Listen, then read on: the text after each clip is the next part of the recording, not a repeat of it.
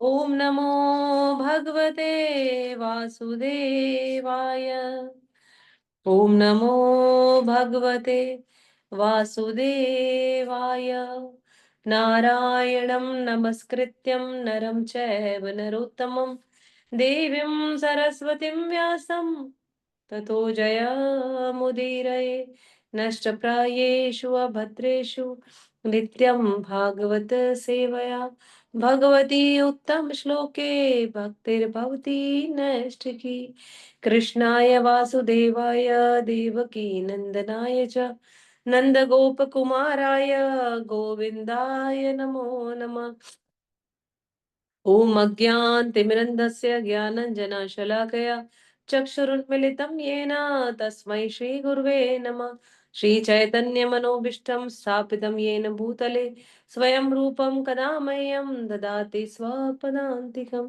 वन्देऽहं श्रीगुरु श्रीयुतपदकमलं श्रीगुरुन् वैष्णवांश्च श्रीरूपं साग्रजातं सगण रघुनाथान्वितं तं सजीवं सावद्वैतं सावधूतं परिजन सहितं कृष्ण चैतन्य देवं श्री राधा कृष्ण पादान् सगण ललिता श्री विशाखान्वितांश्च नमा ओम विष्णु पादाय कृष्ण पृष्ठाय भूतले श्रीमदे भक्ति वेदांत स्वामी निति नामिने। नमस्ते सारस्वती देवै गौरवाणी प्रचारिणे निर्विशेष शून्यवादी पाश्चात्य देश तारिणे। नमो महावदन्याय कृष्ण प्रेम प्रदायते कृष्णाय कृष्ण चैतन्य नामने गौरत्विषे नमः। पंचात्वतम कृष्णं भक्त रूप स्वरूपकं भक्तावतारं भक्ताख्यं नमामि भक्त शक्तिकं। नीलाचल निवासाय नित्याय परमात्मने बलभद्र सुभद्राभ्यां जगन्नाथाय ते नमः। हे कृष्ण करुणा सिंधु दीन बंधु जगतपते गोपेश गोपिका कांत राधा कांत नमस्तुते। तप्त कांचन गौरांगी राधे वृंदावनेश्वरी वृषभानुसुते देवी प्रणमामि हरि प्रिये।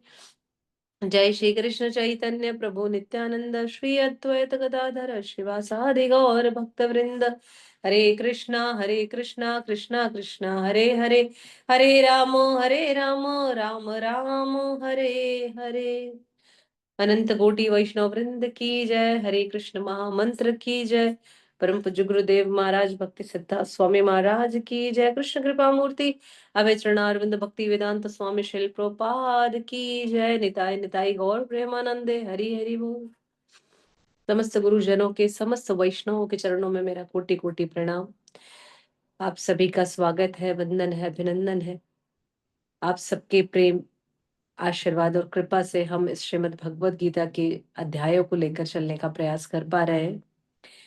इस कक्षा के मध्य में यदि मेरे मुख से कोई भी ऐसी वाणी निकले जो आपके जीवा के लिए, आपके मन के लिए स्वीकार्य नहीं, उसे यहीं अवांछित रूप से छोड़कर जाइएगा और ग्रहण करने योग्य प्रभुपाद की वाणी और शास्त्रों को ग्रहण करिएगा। कल तक हमने देखा पहला भूमिका, पहला अध्याय, दूसरा अध्याय, तीसरा अध्याय और तीसरे अध्याय के कुछ 15 श्लोकों पर हमने चर्चा करी। आज उसी श्रीमद् भगवत गीता तीसरा अध्याय जिसे कहते हैं कर्म योग, और क्या कहते हैं भैया, भक्ति करूं या कर्म का त्याग करूं। तो ऐसे अध्याय को लेकर के हम समझने का प्रयास कर रहे हैं कि भगवान यहाँ क्या बताना चाहते हैं और कल हमें क्या समझाया है। तो हम सभी ने जब इस कल तीसरे अध्याय कर्म योग की शुरुआत करी, तो कर्म योग की शुरुआत ही हुई है जहां अर्जुन ने पहला प्रश्न पूछा है कि भैया मेरे को युद्ध क्यों करवा रहे हो आप लोग। आप मुझे कहते हो सब कुछ छोड़ दो और फिर आप बोलते हो युद्ध भी करो, कर्तव्य भी निभाओ, कर्म भी करो, तो पॉसिबल नहीं हो पा रहा है मेरे से। जायसी चेत कर्मणस्ते मता बुद्धि जनार्दना। हे जनार्दन, आप बताओ भैया आप कौन हो। आप तो सारे असुरों का वध करने वाले, जन्म और मृत्यु के जो मरण बंधन से मुझे बाहर निकालने वाले, और मुझे ही नहीं सभी को। तो फिर आप ऐसा करने को क्यों कह रहे हो, क्यों मुझसे युद्ध कराना चाहते हो। तो भगवान बोलते हैं अरे भाई कंफ्यूज मत हो, सारे कंफ्यूजन के लिए, सारी चीजें के लिए अनेक अनेक सॉल्यूशन है। तो आप उस सॉल्यूशन के अगर आगे देखोगे तो तुम्हें समझ में आएगा। क्यों? क्योंकि तुम बेकार की बातों से तुम्हारी बातें जो बुद्धि है ना वो मोहित हो गई है। मैं आपको क्या कहने करने कहता हूँ और आप क्या समझ जाते हो। अर्जुन भी भगवान को परेशान कर रहा है और भगवान भी अर्जुन, और फिर भगवान तो भगवान है, उन्होंने तो अर्जुन को घुमा घुमा के रस ले लेके बता रहे हैं। फिर आगे कहते हैं भगवान की इस बुद्धि योग को समझने के लिए, इस कर्म योग को समझने के लिए दो प्रकार के लोग हैं, कर्म योगी और ज्ञान योगी। तो जो ज्ञान योगी हैं वे क्या करते हैं बताइए आप लोग। जो कर्म योगी है वो कर्म करेगा, सकाम कर्म करेगा। हाँ, कहीं ना कहीं इच्छा होगी, लेकिन सकाम कर्म करता है और आगे बढ़ता है, सकाम कर्म करता है, कुछ भौतिक लाभ की इच्छा से कार्य करता है और आगे बढ़ता है। लेकिन जो कर्म फल के बंधन की बात करते हैं, जो त्याग कर देते हैं, वे ज्ञान योगी हो जाते हैं और इस पथ पर वो आगे बढ़ने लगते हैं। तो इसके बाद भगवान कहते हैं भैया कि आप ये समझ लो कि इसको करने के लिए ये जो कर्म योगी है ना, अब अपने कर्मों से ही भगवान से जुड़ जाता है। सकाम कर्म करते करते कब अकर्म में परिवर्तित हो जाता है, और उसके बाद उसकी किसी फल की इच्छा नहीं रहती है। जब फल की इच्छा नहीं है तो यही ये ज्ञान योगी यानी स्वरूप सिद्ध हो जाता है। जो तुमने प्रश्न किया था अर्जुन कि भैया स्थिर प्रज्ञ कौन होंगे, तो भैया यही यहाँ से ज्ञान योगी स्थिर प्रज्ञ बन जाते हैं और कर्मों का त्याग करके इस भौतिक जगत से आगे की ओर बढ़ जाते हैं। अब अर्जुन बोलते हैं अच्छा ऐसा करना है क्या, ठीक है, अच्छी बात है। तो मैं अपने कर्मों का त्याग कर देता हूँ और वैराग्य की ओर आगे बढ़ जाता हूँ। भगवान ये लो, रात भर रामायण पढ़ा रहा हूँ, इसे बता रहा हूँ, और सवेरे पूछ रहा है कि भगवान श्री राम कौन है। बड़ा गड़बड़ हो गया। अभी ये वैराग्य की ओर बढ़ूंगा कह रहा है, तो वैराग्य की ओर नहीं बढ़ना है। भगवान कह रहे हैं कि वैराग्य की ओर नहीं बढ़ना है आपको। आपको मैं ये समझा रहा हूं कि आपको क्या करना है। तो भगवान कह रहे हैं आपको अपना कर्म करना है। यदि आप अपना कर्म करते हुए अगर आगे बढ़ोगे, यानी अपने स्वधर्म का पालन करोगे, अपने विशिष्ट धर्म का पालन करोगे, तो निश्चित है कि आपको प्रगति मिलेगी। और कैसा, ऐसी निष्क्रियता का झूठा त्याग कर दो जो आपको नीचे की ओर लेकर के जाए, जो आपको कर्म बंधन के फल की इच्छा से बांधे। ऐसी चीजों का त्याग कर दो। और जो ये त्याग नहीं कर पाता है वही पाखंडी है, जो दिखावा करता है। फिर भगवान यहाँ पर कर्मों का त्याग कैसे करें।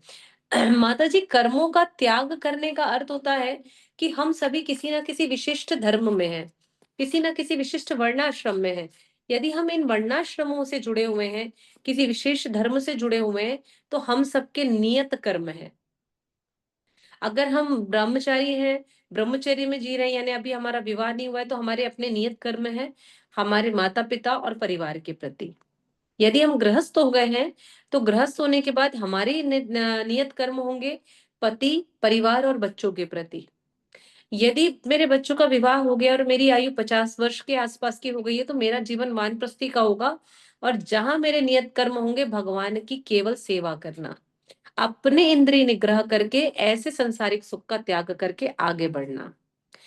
और यदि मैं इससे आगे की ओर बढ़ती हूँ कि मुझे अब कुछ नहीं चाहिए, तो मेरा नियत कर्म होगा जहां पर ज्ञान योगी बन जाता है व्यक्ति और आगे की ओर संन्यास की ओर बढ़ जाता है। कब? जब उसने अपने कर्मों को कर लिया है, और यहीं से कर्म बंधन वानप्रस्थ से छूटने लगते हैं हमसे। तो हमें ये समझना है कि जो हमें मिला है, दूसरा ये हुआ एक वर्णाश्रम का। दूसरा है हम जो जातिगत वर्णाश्रम में है, जो ब्राह्मण, क्षत्रिय, वैश्य और शूद्र की बात करते हैं। तो जहां भगवान अर्जुन के जिस कर्म की बात कर रहे हैं कि तुम अपना नियत कर्म करो, तो नियत कर्म अर्जुन का कौन सा है? क्षत्रिय धर्म है। ब्राह्मण का नियत धर्म क्या होगा? उसको ब्राह्मणत्व प्राप्त है और उसके पास कोई भी जाए।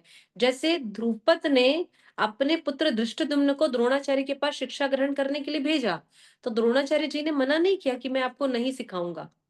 उन्होंने उसे पूरी शिक्षा दी, जबकि वो जानते थे कि यही धृष्टद्युम्न आगे जा करके मेरा वध करेगा।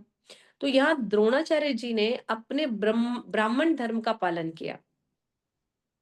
उन्होंने ये नहीं कहा कि मैं नहीं सिखाऊंगा, मैं नहीं करूंगा क्योंकि तुम ही मेरा आगे वध करने वाले। उन्होंने सबको सिखाया, जो एक गुरु का कर्तव्य था, जो एक ब्राह्मण का कर्तव्य था। तो इस प्रकार से हमारा जो कर्म है, जो हमारा नियत धर्म है, ब्राह्मण जैसे हमारा वैश्य है, हम सभी, तो हमारा धर्म है धन अर्जित करना और भगवान की सेवा में लगाना। क्षत्रिय का धर्म है कि कभी भी किसी भी आपदा विपत्ति की स्थिति में दूसरों की सहायता करना।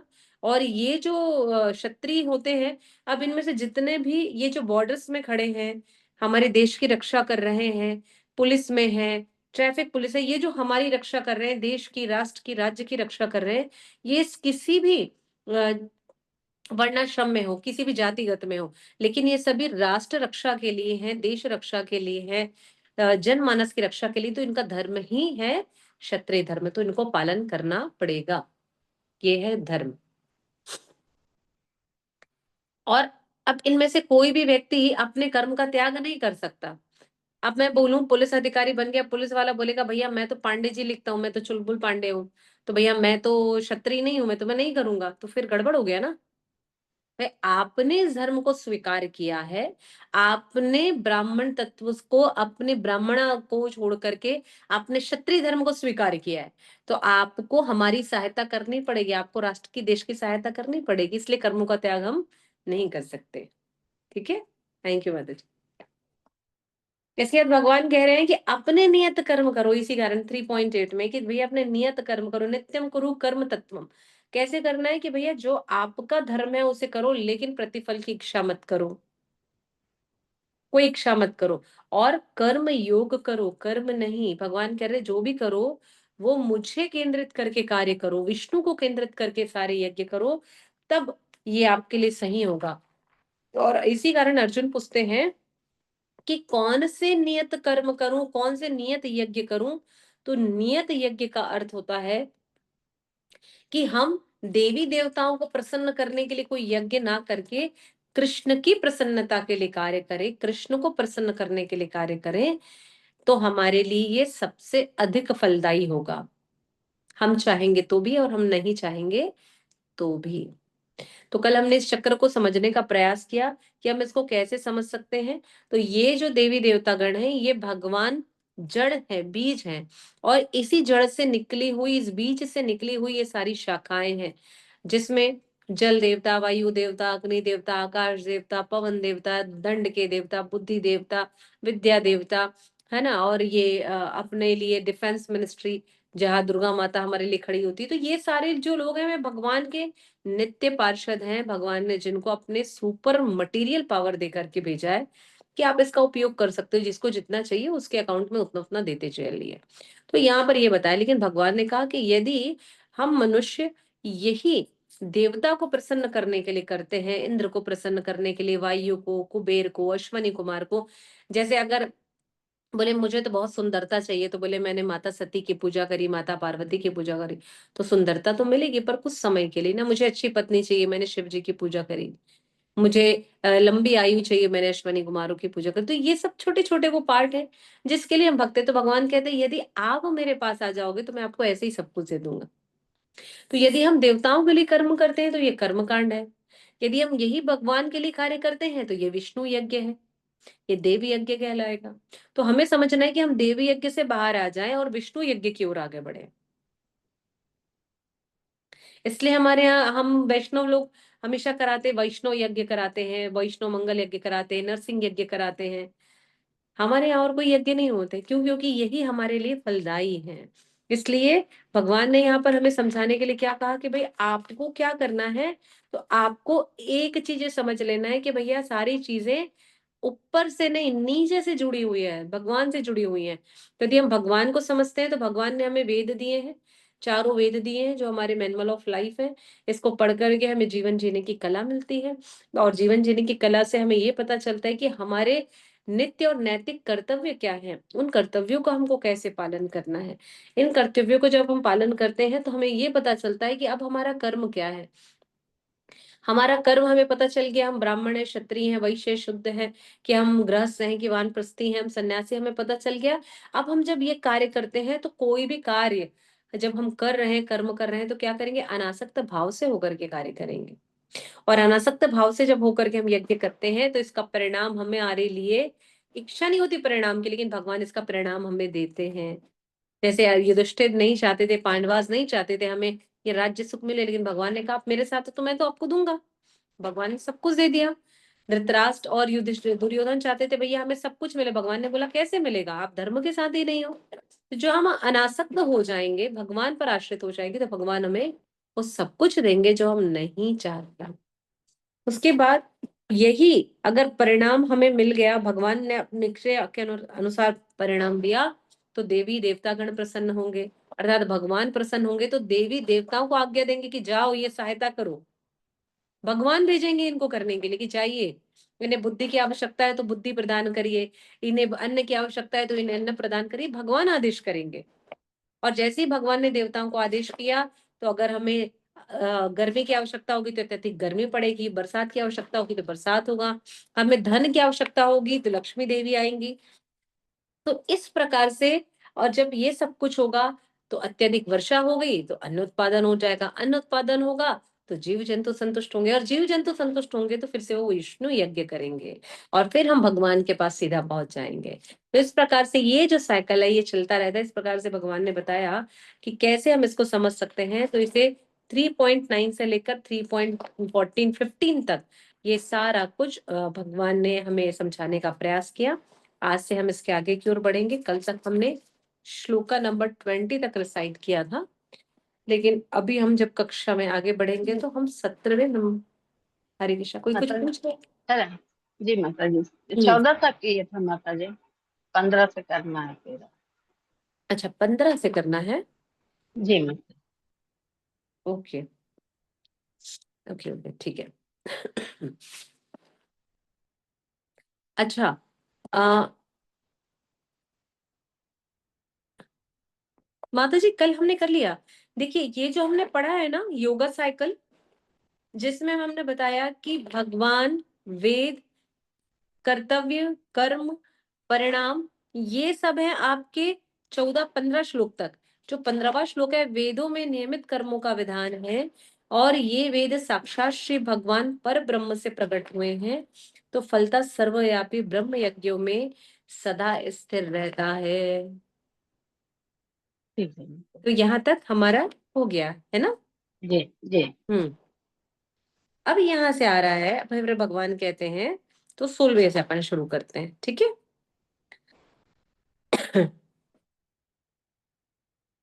अध्याय 3, श्लोक नंबर 16, कर्मयोग।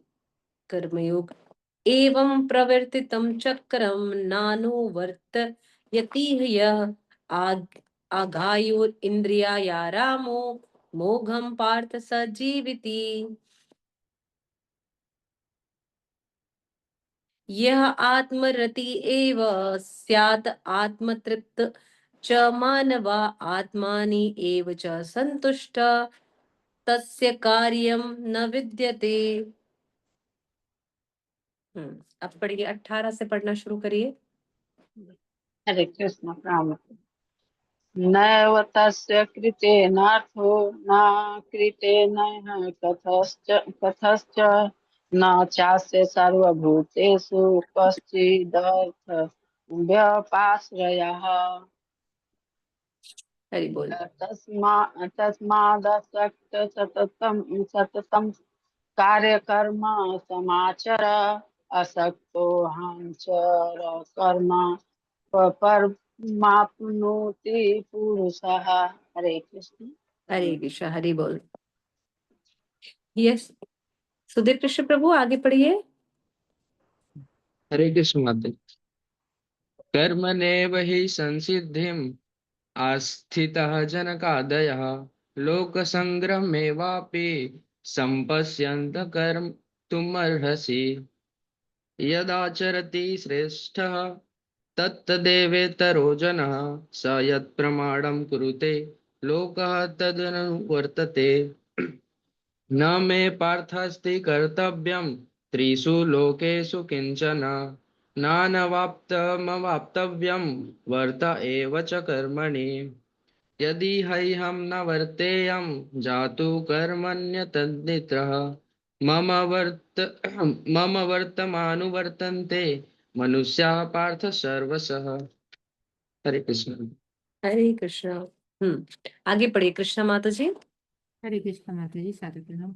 उत्सीदेयुरिमे लोका न कुर्यां कर्म चेदहं शङ्करस्य च कर्ता इष्यामुपहान्ययामिमा प्रजाः शक्ता कर्मण्य विद्वांसो यथा कुर्वन्ति भारत कुर्वाद्विद्वांस्तथा शक्ताश्चे कीर्षुलोकसङ्ग्रहम् न बुद्धिभेदं ज्ञानं कर्मसङ्गिनां योजयेत् सर्वकर्माणि विद्वान् युक्तः समाचरन्। हरे कृष्ण माता जी। हरे कृष्ण जी। गीता माता जी पढ़िए। हरे कृष्ण माता जी। प्रकृते क्रियमाणानि गुणैः कर्माणि सर्वशः अहंकार विमूढात्मा कर्ताहमिति मन्यते तत्त्ववितु महाबाहो गुणकर्म विभागयो गुणागुणेषु वर्तन्त इति मत्वा न सज्जते प्रकृते गुणसम्मूढा सजन्ते गुणकर्मसु तान् कृतस्नविदो मंदान् कृतस्नविन्न विचालयेत्। हरे कृष्ण माता जी। और आगे पढ़े माता जी। पढ़िए प्लीज भी पढ़िए। मयि सर्वाणि कर्माणि सन्न्यस्याध्यात्मचेतसा निराशीर्निर्ममो भूत्वा युध्यस्व विगतज्वरः। हरि बोल। ये में हरि बोल माता जी। हरे कृष्ण। आइए श्लोक नंबर 16 से चलते हैं और 30 तक पहुंचते हैं। श्लोक नंबर 16 में कहते एवं प्रतीर्थितम चक्रम। भगवान कह रहे हैं हे प्रिय अर्जुन, क्या कह रहे, जो मानव जीवन में इस प्रकार वेदों द्वारा स्थापित यज्ञ चक्र का पालन नहीं करता वह निश्चय ही पाप में जीवन व्यतीत करता है। ऐसा व्यक्ति केवल इंद्रियों की तुष्टि के लिए ही व्यर्थ जी रहा है। तो भगवान यहाँ कह रहे हैं जो कठोर परिश्रम करते हैं ना, जो ये दिखा रहे हैं कि हम ये भी काम कर रहे हैं, हम ये भी काम कर रहे हैं, समाज के लिए काम कर रहे हैं, परिवार के लिए काम कर रहे हैं, अनावश्यक धन उपार्जन की ओर लगे हुए हैं, लेकिन कहीं पर भी उनके कठोर परिश्रम में कृष्ण नहीं है, केवल एक दिखावा है, एक आडंबर है। तो भगवान कह रहे हैं कि ये लोगों का जीवन व्यर्थ है, ये सभी पापमय जीवन व्यतीत कर रहे हैं। क्यों? क्योंकि उन्होंने कुछ भी कृष्ण को नहीं दिया है, कृष्ण को कुछ भी नहीं दिया है। इसलिए उन्होंने कहा इस श्लोक में भगवान इसलिए श्रील प्रभुपाद यहाँ तात्पर्य में कह रहे हैं विशेष तौर पर कि भगवान ने कठोर परिश्रम करो और इंद्रिय तृप्ति का आनंद लो, इस संसारिक विचारधारा का तिरस्कार किया है। इंद्रिय तृप्ति का आनंद लेने के लिए ये शरीर नहीं बना है, किसी प्रकार के सुख के लिए ये नहीं बना है। इसलिए आगे यहाँ पर और श्रील प्रभुपाद हमें समझाने के लिए क्या कह रहे हैं, इसी में ही, इसी के नीचे में, कि भैया आपको क्या करना है। तो बता रहे श्रील प्रभुपाद कि कर्म के अनेक भेद होते हैं और जो लोग कृष्ण भावना भवित नहीं है वे निश्चय ही विषय परायण होते हैं। अतः उन्हें पुण्य कर्म करने की आवश्यकता होती है और फिर यज्ञ पद्धति इस प्रकार के सुनियोजित होती है कि विषयोन्मुख लोग विषयों के फल पर फंसे बिना अपनी इच्छाओं की पूर्ति कर सकते हैं। ये अनेक चीजें हैं, बहुत सारी चीजें जुड़ी हुई हैं, लेकिन जो लोग इसमें फंसे हुए हैं उनका क्या। तो इसको एक लाइन में समझिए कि 16वें नंबर का श्लोक कहता है ये जीवन जोखिम भरा है भाई। अगर जोखिम से, कष्ट से, परेशानी से बाहर आना है तो आपको क्या करना पड़ेगा, कृष्णा कॉन्शियस होना पड़ेगा।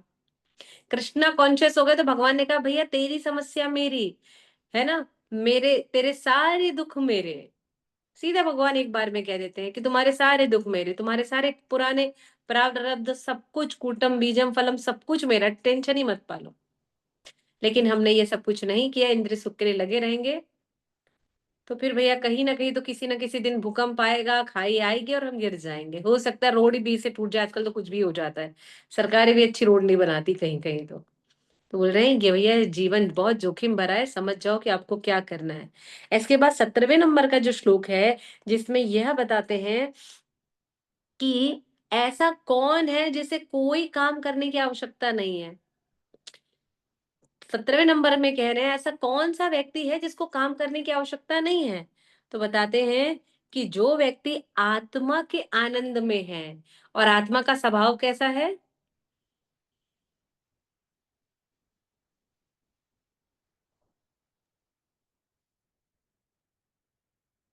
बताइए। सच्चिदानंद। सच्चिदानंद है, यानी सत्य चित आनंद है उसका स्वभाव।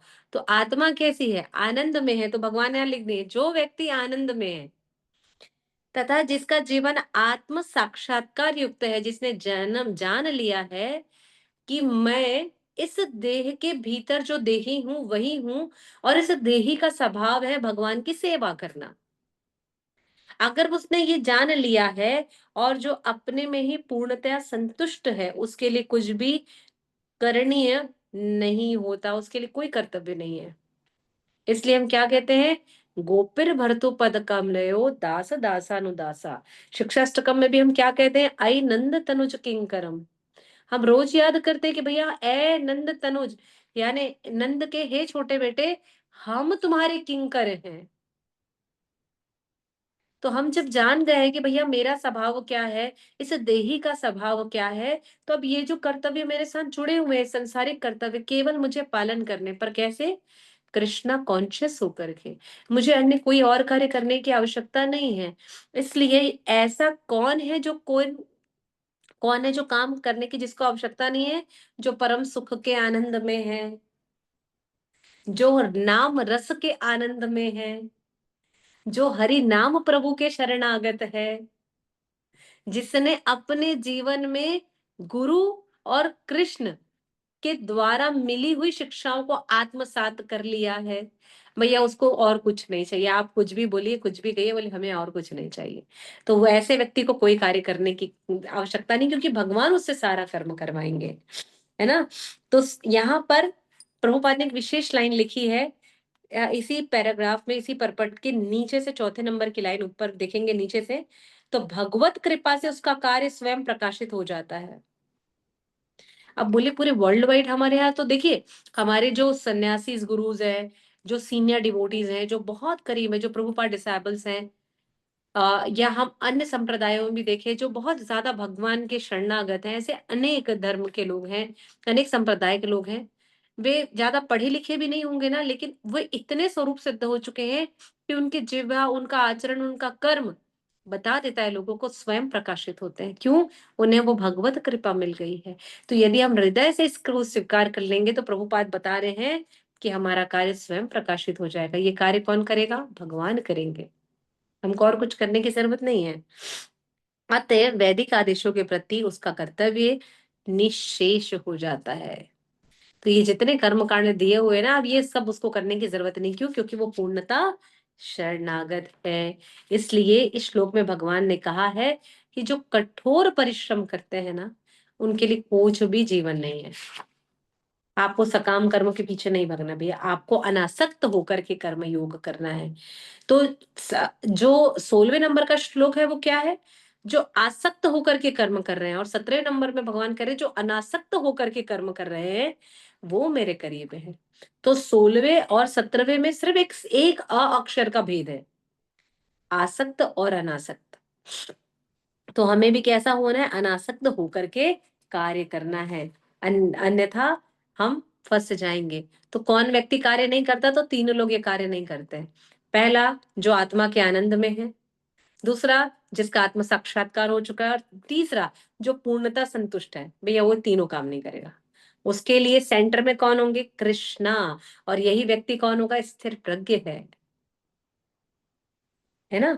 अब आगे कहते हैं श्लोक नंबर 18 में कि नैव तस्य कृतेनार्थो न कृतः तेन कश्चन न चास्य सर्वभूतेषु। भगवान बोले न चास्य सर्वभूतेषु।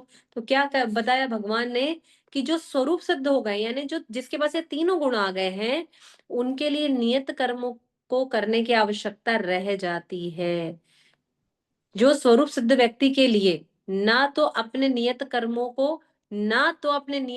को करने की आवश्यकता है और ना ऐसे कर्म करने का कोई कारण है, उसे किसी अन्य जीव पर भी निर्भर रहने की कोई आवश्यकता नहीं है।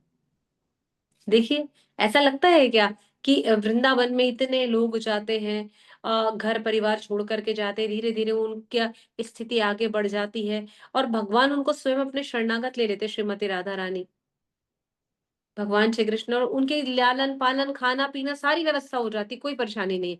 आप भी चले जाइए, खाली हाथ वृंदावन चले जाइए, एक प्रैक्टिकल करके देख लीजिए, आपको किसी चीज की आवश्यकता नहीं पड़ेगी। अगर आपका चित्त मन शुद्ध होगा तो भगवान आपकी सहायता करेंगे,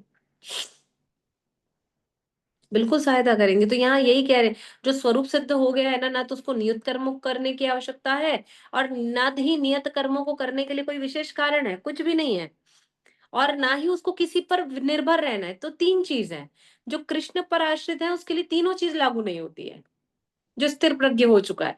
तो भैया जो स्थिर प्रज्ञ हो चुका है, जो जानता है कि वो कौन है, तो कौन लोग जानते हैं कि कौन क्या है। तो देखिए, जो सखा भाव में भगवान से जुड़ा है, जैसे अर्जुन, उसे किसी चीज की चिंता थी? कोई चिंता नहीं। पांडवों को कोई चिंता थी? नहीं। जो माधुर्य प्रेम, जो प्रेमिकाएं थी, ब्रज की जो गोपियां थी, जो भगवान से अ- अनंत प्रेम करती हैं, हाँ, उनको कोई चिंता थी क्या? कृष्ण चले गए, लेकिन आज भी वो बोलती कि कृष्ण यही है, वो यही 7 वर्ष का बालक आज भी यही है। गया होगा तो गया होगा किसी और का कृष्ण, हमारा कृष्ण तो यही है। तो आज भी वो स्थिर है उसी भाव में। फिर जो वात्सल्य, यानी नंद बाबा और यशोदा के लिए आज भी वही कृष्ण है उनके पास 7 साल के। आपका गया होगा कृष्ण तो कहीं गया होगा, द्वारिका गया होगा, कहीं और गया होगा, हमारा नहीं गया, हमारा तो यही है। वसुदेव और देवकी का पुत्र आज भी उसी प्रेम से बंधे हुए, बोले भैया मेरे बेटे को तो जिसको मैंने जन्म दिया वही मेरा लाला है। तीसरा, शांत भाव में हम किसी भी रूप में अगर स्वीकार कर ले तो, हमने भगवान के साथ कोई भी संबंध स्थापित कर लिया तो, और दास्य भाव में यदि हमने स्वीकार कर लिया कि भगवान हम आपके दास है, कैसे दास है? दासा न दासा, दास के दास के दास के दास के दास के दास के दास के दास के दास के दास के, हम वहां वाले दास हैं। तो जिसने ये 5 भाव में शांत, माधुर्य, दास्य, वात्सल्य और सखा भाव में, इन 5 भाव में जिसने भगवान को स्वीकार कर लिया है, उसके लिए कोई परेशानी, कोई दिक्कत नहीं है, कोई कारण नहीं है उसके लिए। समझ गया कि भैया भगवान के साथ मेरी कैसी प्रीति है और जैसी प्रीति होगी वो वैसे ही कार्य करेगा। तो हमें इस बात को समझना है कि हमें क्या करना है।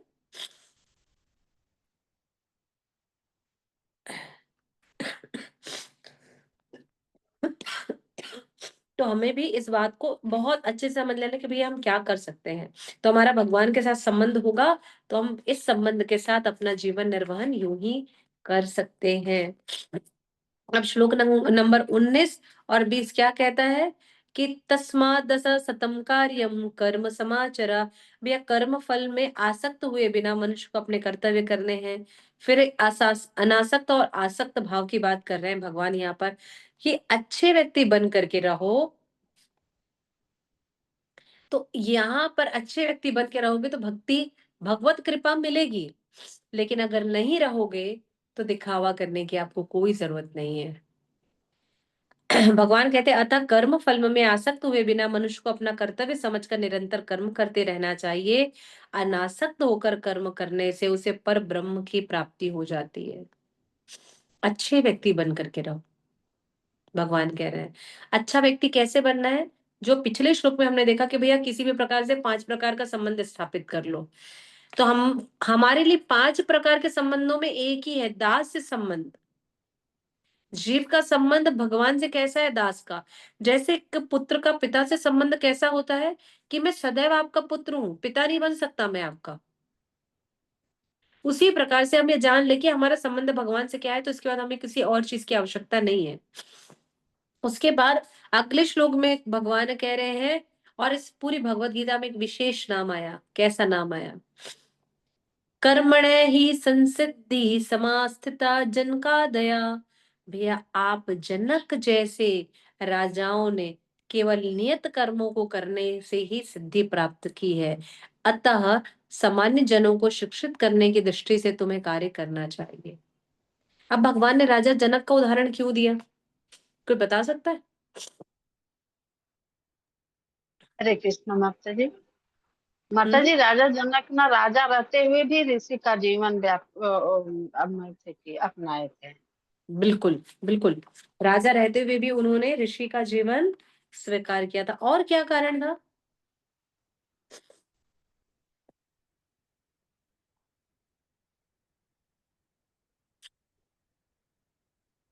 इसके और अन्य कारण ये भी थे कि राजा जनक राजर्षि तो थे, राजर्षि हो चुके थे, लेकिन उन्होंने अपने साथ साथ, एक अच्छा लीडर क्या करता है कि अपने साथ साथ राजा होते हुए भी प्रजा को ये बताया कि आप सबको विष्णु यज्ञ करना है, मैं अकेले नहीं करूंगा, आप सबको भी मिलकर करना है, हम सब मिलकर कार्य ये करेंगे। और आप सबको इसके पीछे मूल कारण एक और बताएं, जो इसका परिणाम ये हुआ कि आज तक किसी ने मिथिला पर चढ़ाई नहीं करी है, मिथिला कभी किसी का गुलाम नहीं बना, चक्रवर्ती राजा रहे राजा जनक। तो कारण क्या था? भगवत कृपा थी, उन्होंने मांगी नहीं, उन्हें मिली। स्वभाव गुण कर्म नियत कर्म वो करते चले, और प्रजा को भी ये बताया कि भैया हमको कैसा जीवन जीना चाहिए। इसलिए तो माता सीता उनके यहाँ आई। माता सीता तो और भी कहीं भूमि से प्रकट हो सकती थी, भूमि पुत्री है, लेकिन वही क्यों आई? मिथिला कुमारी क्यों कहलाई, जनक नंदनी क्यों कहलाई? क्यों? क्योंकि उन पर भगवत कृपा थी, राजर्षि थे, उन्होंने प्रजा को बताया कि हमारे लिए क्या है। और हर जगह यज्ञ करते थे, हर जगह जाकर के यज्ञ करवाते थे। उस यज्ञ में जरूरतों की आवश्यकता के अनुसार साधनों को उपलब्ध कराते थे। ऐसा नहीं था कि मैंने ऑर्डर दे दिया तो आप करो, नहीं, अनेकों यज्ञ में वो भाग लेते थे। और इसी तेज प्रताप के कारण वहां कोई कभी उसे बंदी नहीं बना पाया, कभी वो किसी राज्य के नीचे नहीं आया, हमेशा ऊपर मेरा जनकपुरी। इसलिए भगवान ने यहाँ नाम लिया है कि कैसा चरित्र, और उनका चरित्र भी ऐसा चरित्र बिल्कुल शीशे के जैसे पारदर्शी, एकदम शीशे के जैसे पारदर्शी, कोई छल नहीं, कोई दिखावा नहीं, कोई झूठ नहीं, कोई आडंबर नहीं। जैसे भीतर थे वैसे ही बाहर, अंदर में भी आनंद था तो बाहर भी उन्होंने आनंद को परिलक्षित किया। इस प्रकार का आचरण उन्होंने बताया। तो हमें भी कैसा करना है? राजा जनक का जो उदाहरण दिया है, हमारे को भी अपने जीवन में ऐसा उदाहरण लोगों के सामने बनना है। ये देने का कारण क्या है? शिला प्रभुपाद यहाँ कह रहे हैं कि जनक जैसे राजा स्वरूप सिद्ध व्यक्ति थे, अतः वे वेदा अनुमोदित कर्म करने के लिए बाध्य न थे, तो भी वे लोग सामान्य जनों के समक्ष आदर्श प्रस्तुत करने के लिए सारे नियमित कर्म करते थे। वो जानते थे कि मुझे कुछ करने की जरूरत नहीं है, फिर भी वो करते थे। क्यों? क्योंकि हमारे लिए उन्होंने पिछले वाले श्लोक 9 से 15 तक वाले श्लोक में आप आ जाइए। भगवान, वेद, कर्म, कर्तव्य, परिणाम, प्रसन्नता, फिर वर्षा, अन्नोत्पादन, फिर भगवान, इस पूरे चक्र को समझ लिया था कि मुझे, मैं तो समझ गया हूँ भगवान कौन है, मैं तो जानता हूं मैं 12 महाजनों में एक हूँ, राजा जनक। ठीक है, तो 12 महाजनों में जब मैं एक हूँ, मैं जानता हूँ कि भगवान कौन है, लेकिन मुझे तो जनता को बताना है, इस प्रजा को बताना है, इसलिए मैं ये कार्य करते थे वो।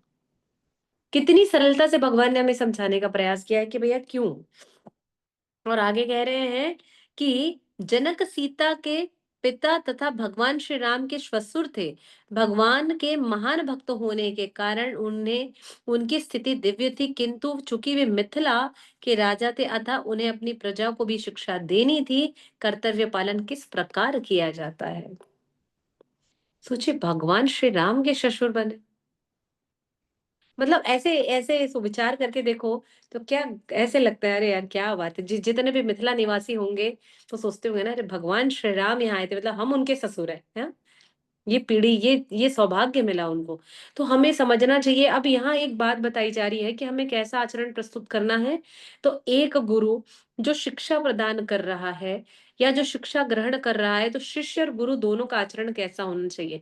ऐसा कि कोई कुछ भी कर ले, आंधी आए, तूफान आए, भूकंप आए, किसी भी स्थिति में चले जाए, परिवार में कोई दुख हो जाए, कोई शोक हो जाए, हम हमेशा सामान्य होंगे, सामान्य, एकदम सामान्य।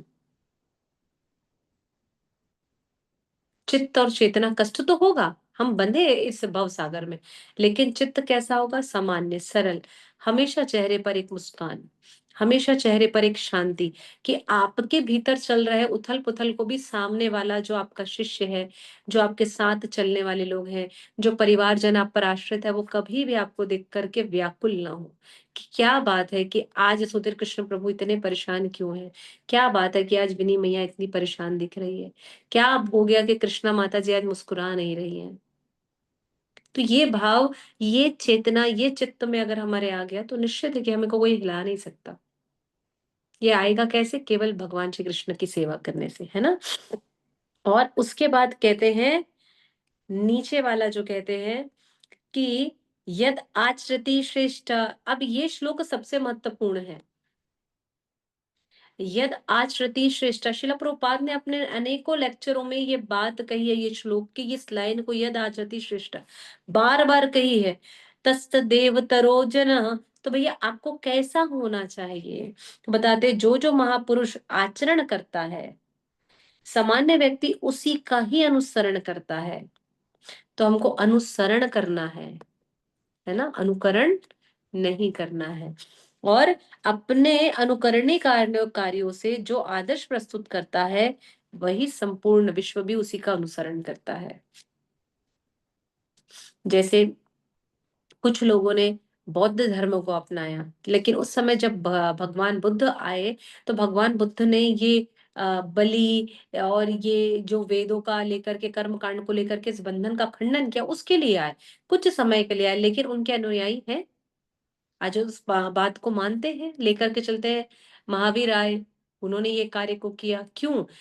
इन्होंने आदर्श स्थापित किया और अपना कार्य किया और चले गए। कुछ समय का इनका कार्यकाल था, किया और चले गए। एक ऐसा आदर्श स्थापित किया कपिल, हाँ, अपनी माता देवहूति को शिक्षा दी, माता कुंती ने अपने पांचों पुत्रों को शिक्षा दी। ऐसा आचरण कि आज भी सारी महिलाएं ये कहती हैं, माताएं, कि भैया माता कुंती जैसा सौभाग्य और कृपा मिलनी चाहिए कि हम अपने बच्चों को ऐसा बना सके। तो ऐसा आचरण प्रस्तुत करे समाज के सामने में, जिसके कारण परिवार, समाज, राष्ट्र आपके पीछे चलना शुरू करे। तो आपको किसी का भी अनुसरण करना है, शरण करना है, अनुकरण नहीं करना है। कर्ण को काट दो, कर्ण गलत है, अनुसरण करना है।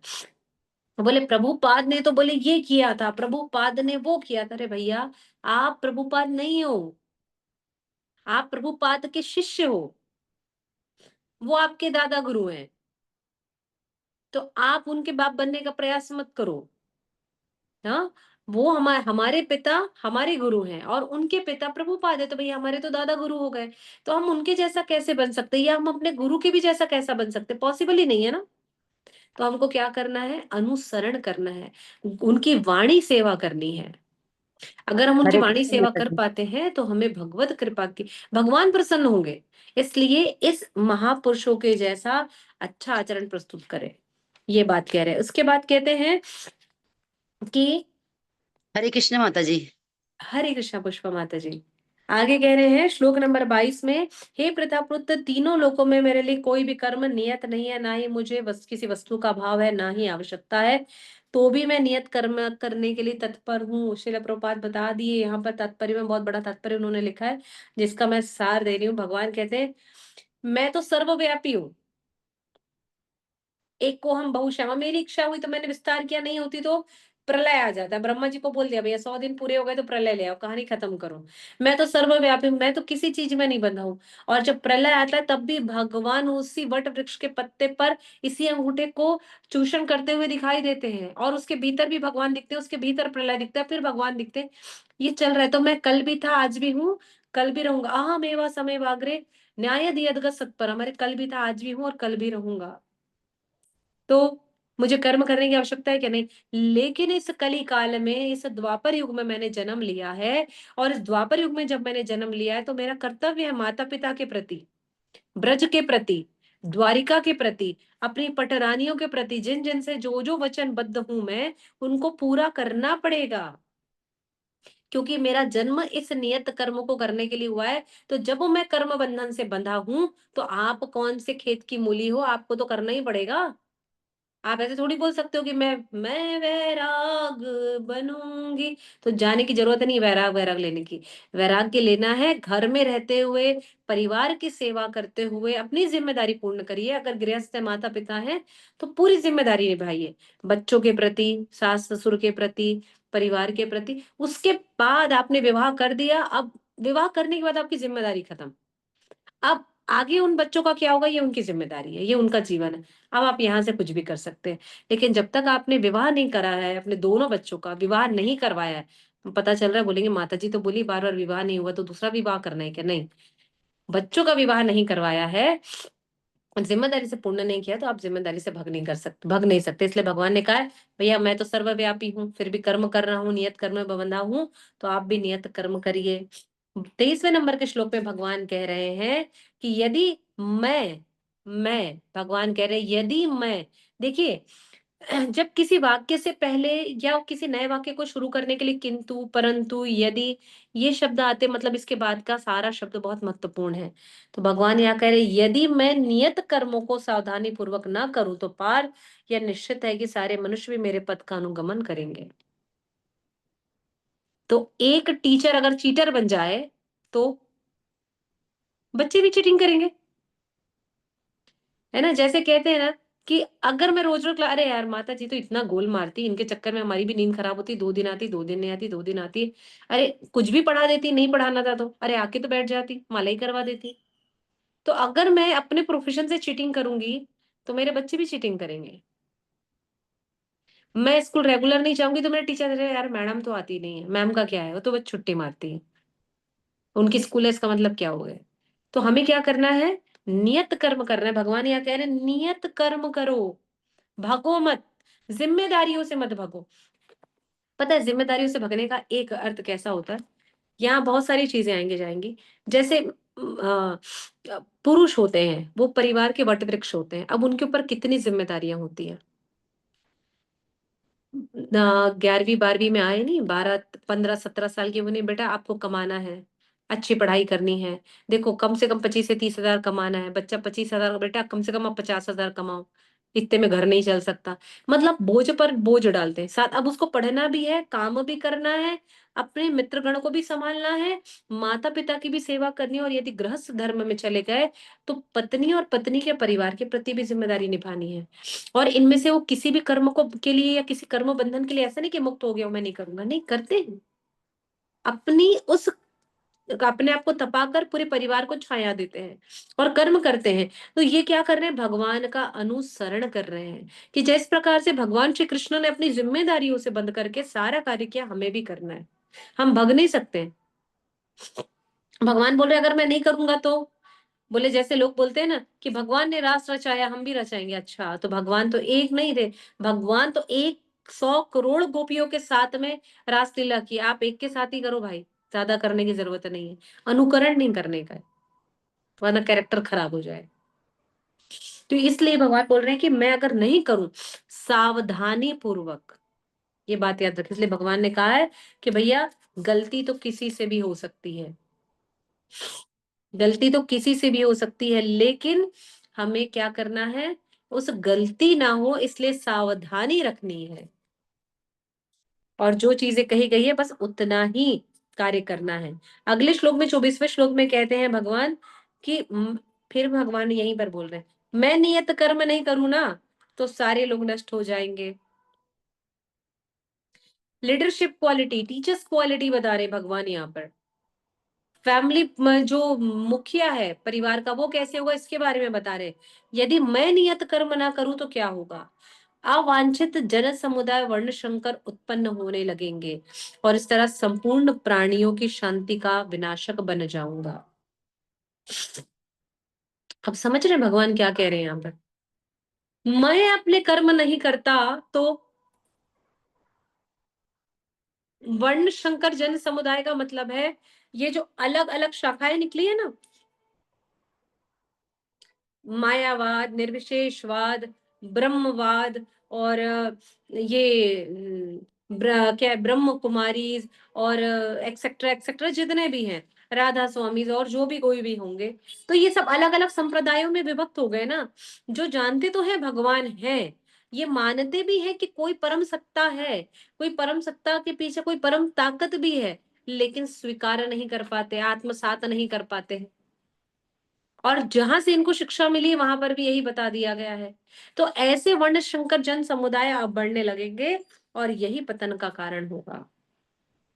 इससे सारे जीवों में अशांति फैल जाएगी। हम ही तो आपस में लड़ते हैं ना, अलग अलग संप्रदाय वाले। बात भगवान की कर रहे हैं, लेकिन नहीं, मेरे राम ऐसे, तुम्हारे कृष्ण ऐसे हैं, मेरे नरसिंह भगवान ऐसे, तुम्हारे वामन ऐसे, हमारे महावीर जी ऐसे, तुम्हारे बुद्ध जी ऐसे। हम यही तो करते हैं तो भगवान सारे ना, लेकिन हम लड़ किसके लिए रहे हैं? ये समस्या आ रही है।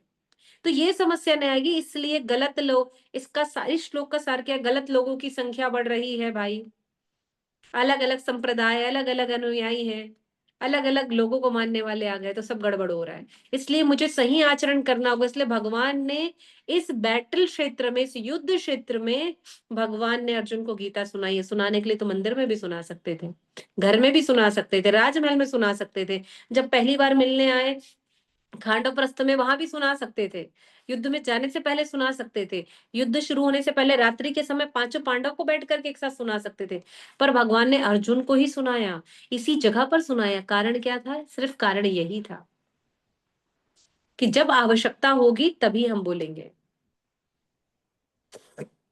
इसलिए शिला प्रभुपाद यहाँ कहते हैं कि यहाँ पर जो आपका नेक्स्ट पैराग्राफ पेज है, उसके पैराग्राफ में यहाँ पर लिखा है, तीसरी लाइन से यहाँ पर लिखा है प्रभुपाद ने कि शिव जी ने सागर तक के विष का पान कर लिया, किंतु यदि कोई सामान्य व्यक्ति विष की एक बूंद भी पीने को यत्न करेगा तो वो मर जाएगा।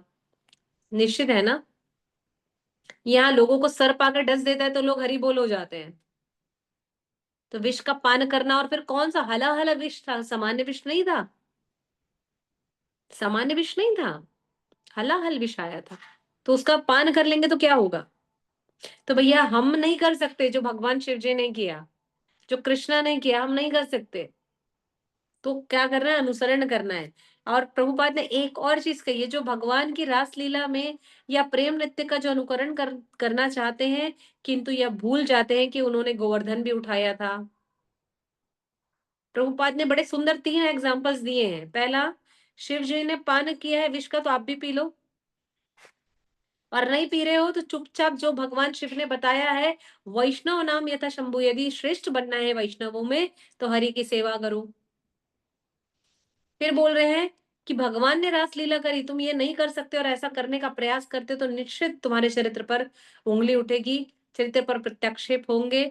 लेकिन ये भी याद रखना कि भगवान ने गोवर्धन भी उठाया है, तो उठा लो गोवर्धन, कोई बात नहीं, एक ईटा ही लेकर के खड़े रहो। अगर वो भी नहीं कर पा रहे तो फिर मत बोलो मैं भगवान हूं। आगे कहते हैं भगवान 25वें श्लोक में कि जिस प्रकार अज्ञानी जन फल की आसक्ति से कार्य करते हैं, उसी तरह विद्वत जनों को चाहिए कि वह लोगों को उचित पथ पर ले जाने के लिए अनासक्त रहकर कार्य करें। लोगों को उचित पथ पर ले जाने के लिए, है ना? तो हमें क्या करना है कि यहाँ पर मूर्ख और बुद्धिमान में क्या सही है, इसका अंतर भेद समझ करके हमें कार्य करना है। और यदि हमने ये कार्य कर लिया तो हमारे लिए सब कुछ सरल हो जाएगा। तो अब यहाँ बताइए कि ज्ञानी, मूर्ख और बुद्धिमान जिसकी बात करी प्रभुपाद ने भगवान ने यहाँ पर, उसमें क्या बताना चाहते हैं? कौन है ज्ञानी? अज्ञानी कौन है? मूर्ख बुद्धिमान कौन है?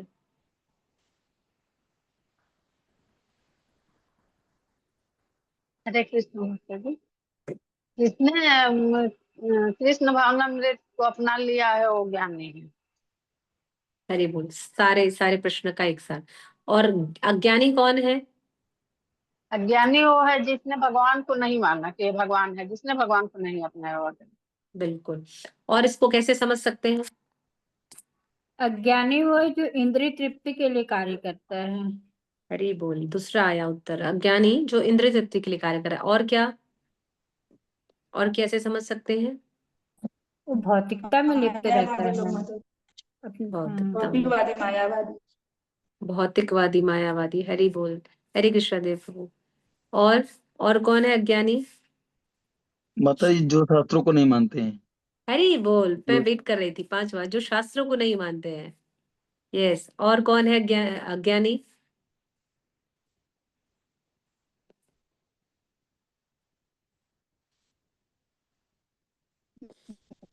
जो कर्म कांड में फंसे रहते हैं। हाँ, जो कर्म कांड में फंसे हुए हैं। यस, बहुत सुंदर। और बताइए, और बाहर आएगा?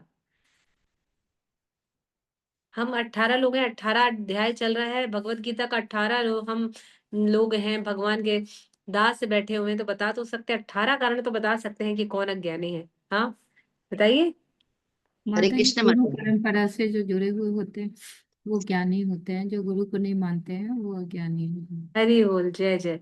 यस, ये भी हरे बिल्कुल कृष्ण सही। माता जी। हरे कृष्णा। जो गुरुजनों की बात नहीं मानते वो अज्ञानी है माता जी। वो भी अज्ञानी। यस, बढ़िया, बहुत अच्छा, साथ हो गए हैं। और बताइए।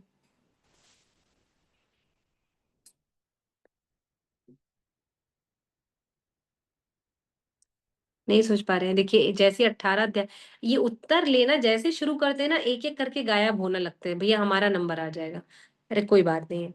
चलिए, इतने को ही समझते हैं कि जो शास्त्र को नहीं मान रहा है, जो गुरु को नहीं मान रहा है, जो अपने नियत कर्म नहीं कर रहा है, जो आसक्त भाव में है, जो भौतिकता में लीन है, और साथ ही साथ जो अपने नियत कर्म के रहा है। अब ड्यूटीज मीन्स क्या होगा? कि मेरा धर्म जो है, मैं उस धर्म का पालन नहीं कर रहा हूं। तो ये कारण हो गया। तीसरा, मायावाद से घिरा हुआ है, भगवान को नहीं मानता है, परम सत्ता को नहीं मानता है। ये मानता है कि दिव्य ज्योति पुंज है, परम परम सत्ता है, ये नहीं मानता है। सकाम कर्मों में उलझा रहता है, पुण्य फल प्राप्ति की ओर बढ़ता रहता है। होटल बना दो, क्या बोलते हैं कुछ शाला बना दो, पी हाउस सेंटर्स खोल दो, जलपान खिला दो, किसी को जाके भोजन करा दो। ये सारे काम में लिप्त है। ये सब ज्ञानी लोगों का काम नहीं है, अज्ञानी लोगों का काम है। हाँ, और क्या कर रहे हैं वो? कि बार बार बार बार बार बार ऐसे लोग जो है ना, यही दुर्गति की ओर आगे बढ़ जाते हैं।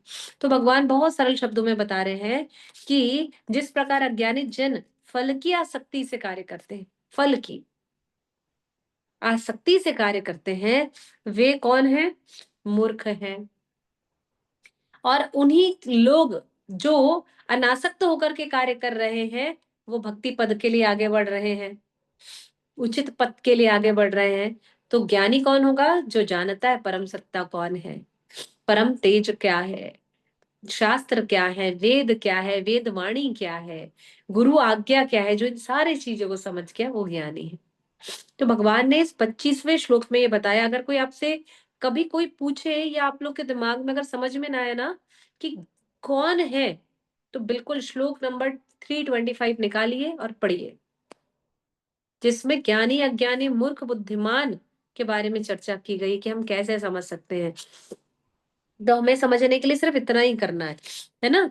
और प्रभुपाद ने फर्स्ट लाइन में लिख दिया है, एक कृष्ण भावना भवित मनुष्य और एक कृष्ण भावनाहीन व्यक्ति में केवल इच्छाओं का भेद होता है। सिंपल। भावना भवित और भावना रहित, सारी चीजों का सार एक शब्द। तो प्रभुपाद इतने शब्दों के प्रकांड पंडित थे, वेदों के, भाषाओं के, सारी व्याकरण के, कि उन्हें पता था कि भैया मैं क्या लिखूंगा और मेरे भक्त क्या समझ लेंगे। उन्होंने ऐसे ऐसे सार हमें दिए हैं। आगे कहते हैं, 30 तक इसको पूरा कर लेते हैं, हमने 30 तक किया है। तो आगे कह रहे हैं श्लोक नंबर 26 में कि जो भक्ति में नहीं है उनके साथ कैसा व्यवहार करें, तो क्या करना चाहिए। तो भगवान यहाँ पर कह रहे हैं, वेदेश सर्वे अहम वेदा। तो भैया ये समझ लो कि क्या करना है, क्या नहीं करना है।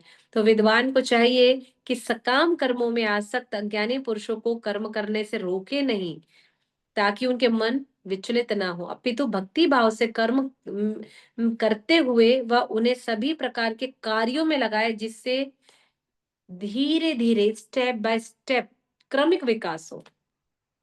अब बोल रहे हैं जो सकाम कर्मों के लिए लगे हुए हैं ना, आप उनको मना मत करो, रोको मत कि ये मत करो, ऐसा होगा, वो मत करो। नहीं, आप उनको बोलो आपने ये कार्य किया है ना, बहुत अच्छा किया है। लेकिन यही आप अगर कृष्णा की इच्छा के लिए करते तो और अच्छा होता। बिल्कुल आपने वरुण देव की इच्छा के लिए किया, बहुत अच्छा किया है। आप बिल्कुल ये काम करते रहिए। लेकिन कहीं ना कहीं कृष्ण की वाणी, कृष्ण का ज्ञान, कृष्ण का वेद अगर उन्हें समझा दें तो उनके लिए आसान हो जाएगा। तो किसी कार्य को कोई व्यक्ति कर रहा है उसको रोकना नहीं है, उसको बोल रहे धीरे धीरे आगे बढ़ाना है। तो प्रभुपाद ने यहाँ से बीच के पैराग्राफ में, यानी नीचे से ऊपर से 5वीं 6वीं लाइन में, अतः कृष्णा भावनामृत में स्वरूप सिद्ध जीव को चाहिए कि अन्यों को अपना कार्य करने या समझाने में बाधा ना पहुंचाए, अपितु उन्हें प्रदर्शित करे कि किस प्रकार सारे फल कृष्ण की सेवा में समर्पित हो जाएंगे।